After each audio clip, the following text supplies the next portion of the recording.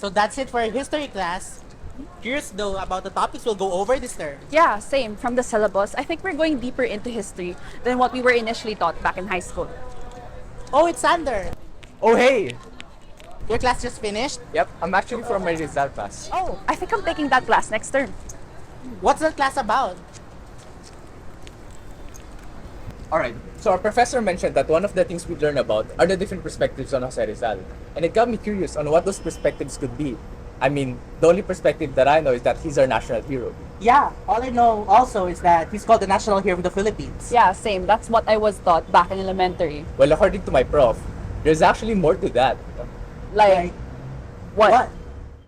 Oh yes, there is really more to that. First question. When someone mentions Jose Rizal, what is the first word or thing that pops up in your mind? National hero. Siyempre, he's our national hero here in our country. Tapos, he's known for his literary works, yung mga El Filibustrismo and Malimitang rin. University of Santo Tomas, simply because he studied there. Edukasyon, kalayaan, kapayapaan. But the best word that comes into my mind first is Bayani. Bayaning pambansang bayani natin. Siya Jose Rizal is known as the national hero of the Philippines. But beyond that, who is he as a Filipino? This is Rizal Unveiled.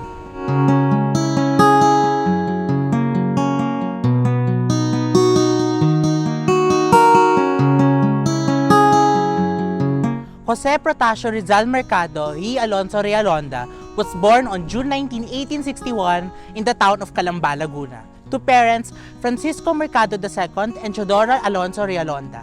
He was the author of the renowned novels Noli Me Tangere and El Filibusterismo that students read and analyze in school today.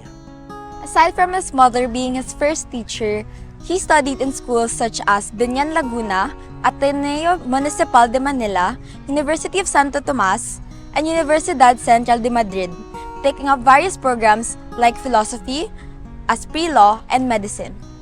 Aside from being a novelist, he was also an anthropologist, archaeologist, businessman, educator, musician, ophthalmologist, polyglot, and reformer, among many other things. Unfortunately, Rizal's life was cut short when he was executed by the Spaniards on December 30, 1896 in Bagong Bayan, now known as Luneta or Rizal Park in Manila. What characteristics of Rizal were you taught of in school? marami, matapang, matalino, di ba? Magagamot, may malasakit sa kapwa. But the best characteristic I believe na meron sa Rizal is tiwala sa Diyos. I think he's really smart and very motivated because upon finishing his studies here in the Philippines, he went overseas to pursue his new studies or something like that. Pagmamahal sa bayan. He's a leader. Tapos he always had the courage kasi he exposed yung mga injustices during the Spanish colonial.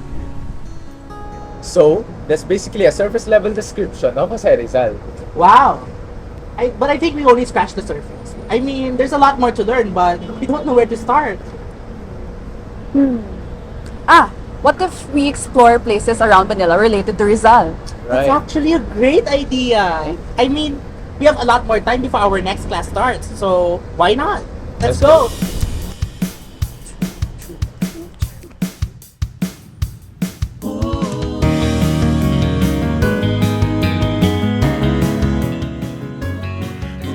Yeah, there? Okay, let's go. So this is Puerto Santiago where Rizal spent his final moments writing Dios. Let's go.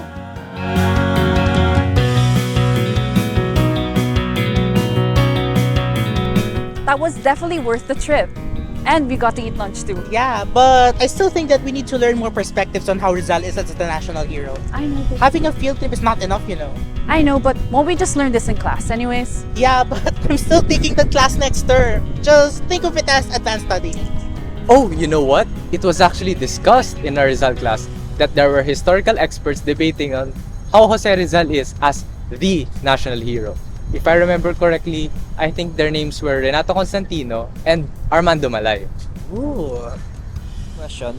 Why do you think Rizal is our national hero? He had this universal values, tapos he always had an enduring influence sa ating mga Filipinos kasi nga, he he just inspired Filipinos to fight for their freedom, tapos to bring positive power to the society.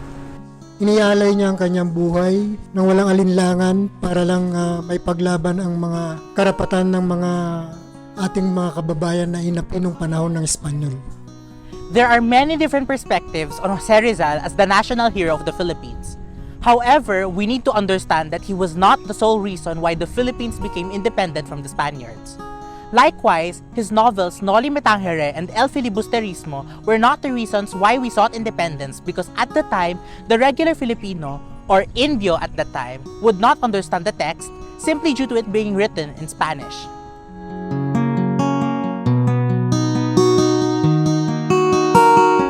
Good simple question.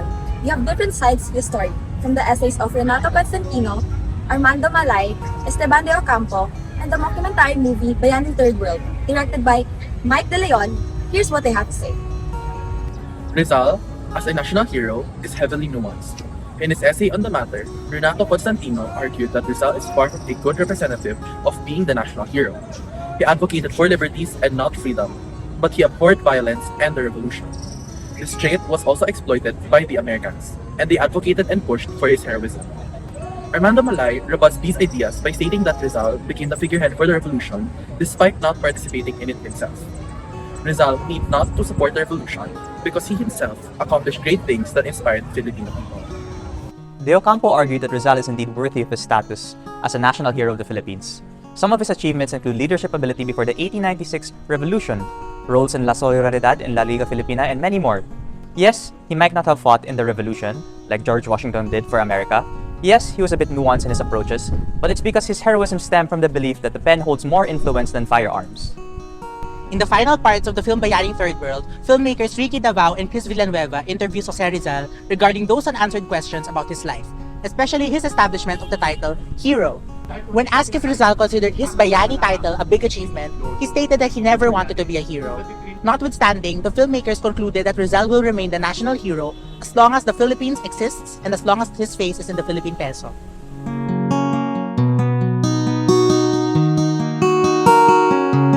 To this day, Jose Rizal was established as the national hero of the Philippines. But how did that come about? There are several arguments surrounding the credibility and righteousness of his title. Let us see what others have to say. As the national hero of the Philippines, Constantino argued that Rizal is our national hero because of the Americans, as suggested by Governor William Howard Taft to the Philippine Commission in 1901. Furthermore, Rizal never advocated independence nor armed resistance to the government.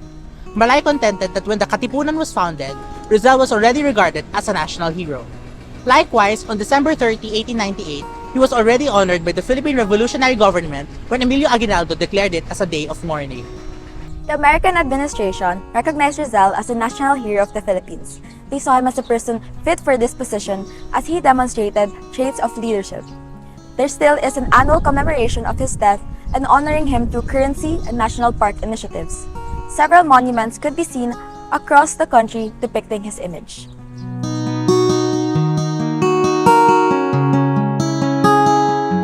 Today, when we think of Rizal, we think of him as the mastermind and primary inspiration for the revolution that will happen. What exactly was his role in the revolution against the Spaniards? Did he communicate with people such as Andres Bonifacio and other revolutionists? Rizal was against the idea of revolution and vehemently condemned it. Constantino said that Rizal had never participated or incited the idea of revolution, but instead longed for liberties, primarily education and respect from the Spanish Empire. However, Malay counter-argued that participating in a violent form of revolution should not be the sole basis of determining the heroism of an individual. There have been other national heroes who engaged in non-violent resistance, such as Gandhi. Nung una kong matanggap ang balita tungkol sa binabalak na himagsikan, ako'y hindi na sumang-ayon. Ang mga reforma upang magbunga ay dapat magmula sa mga namumuno. From the Ocampo's essay, it can be seen that Jose Rizal's involvement in the revolution and eventually the independence was more indirect and not truly intentional. Despite this, his writings sparked intense debates and contributed to the Filipino identity. While his ideas were more akin to reforms rather than independence, his steps may be seen as a cautious approach to the eventual formation of the country. His leadership in various organizations and societies demonstrated his commitment to to the Filipino cause. Rizal's execution and subsequent recognition continue to shape Filipino identity and collective memory, highlighting his impact on our revolutionary spirit.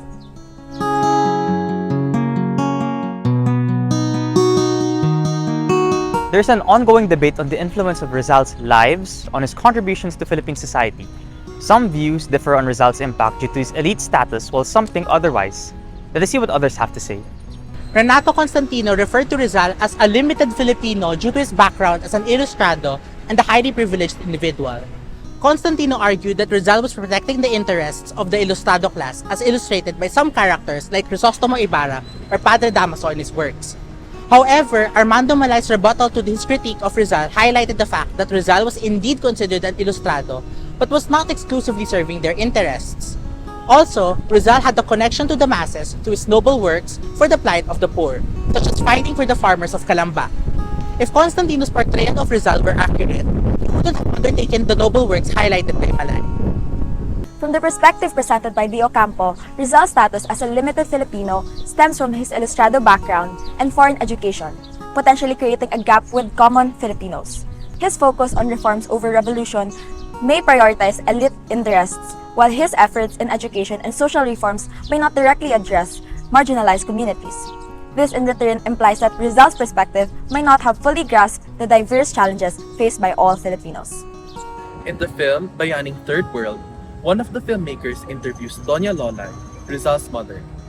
In the interview, Doña Lolay states that the era where the filmmakers came from is a world full of freedom in thinking, as compared to Rizal's time. Doña Lolay declares that from a family of Indios, Rizal had to live the life of an Indio to pursue studies in Europe and educate himself for the sake of the country. We were presented with contrasting, multifaceted yet insightful views and perspectives of Rizal from different lenses. By engaging in different viewpoints, we can further our understanding of Rizal's role as a national figure and his endearing relevance to contemporary issues. Do you think that Jose Rizal is the perfect national hero? And if not Rizal, then who do you think is the perfect national hero? Well, I don't think he's the perfect national hero, but I do think that he's the best national hero because his way of fighting for the Filipino people is unique, and that's admirable for me. It is God's will na manalaging bayani sa. Only God chooses the right person to have wisdom, to be the advocator and the change maker for all of us. So,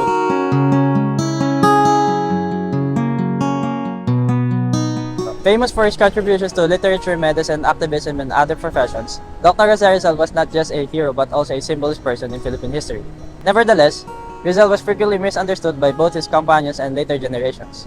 Despite his good intentions and attempts to bring attention to the injustices experienced by Filipinos under colonial rule, his goal was not a violent revolution. Education, social changes, and conversation were emphasized by Rizal as the way to freedom in his support of non-violent tactics of bringing changes in his country. Now that I've come to learn more about Rizal, I've learned that the image of him that we grew up with is but a rose-tinted caricature of the man he truly was. What remains after all of his achievements is that he is still human. There are things he fought for, and there are things that he didn't. Rizal was not the cornerstone of our freedom, but was just a supporting figure. What he did fight for was education.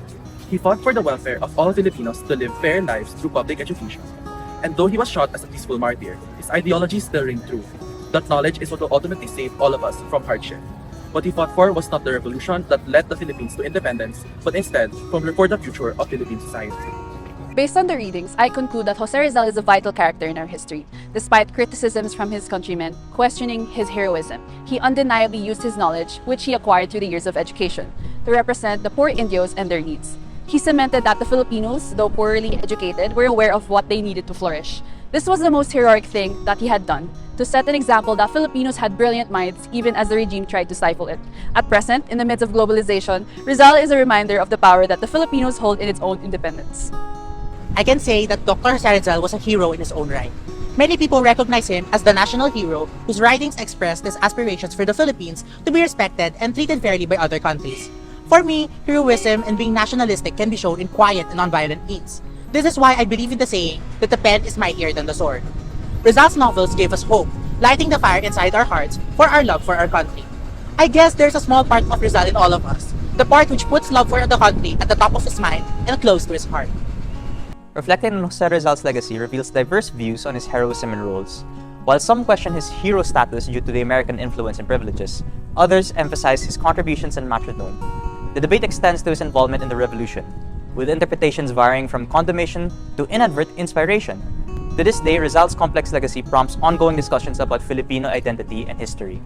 Personally, I lean more towards Constantino's arguments, stressing Rizal's visions for Filipinos while honoring other people who fought for the independence.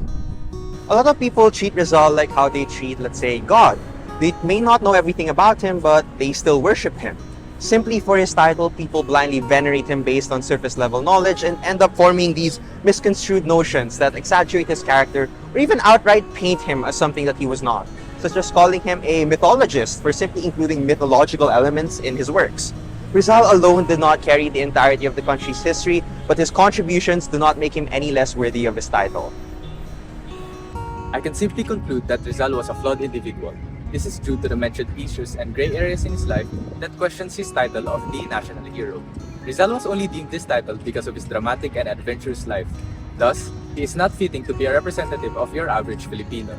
The debates about Rizal and his title of the national hero is just proof that he lived a momentous life, in which the controversies of the gray areas in his life will always remain as long as he is the Philippines' national hero.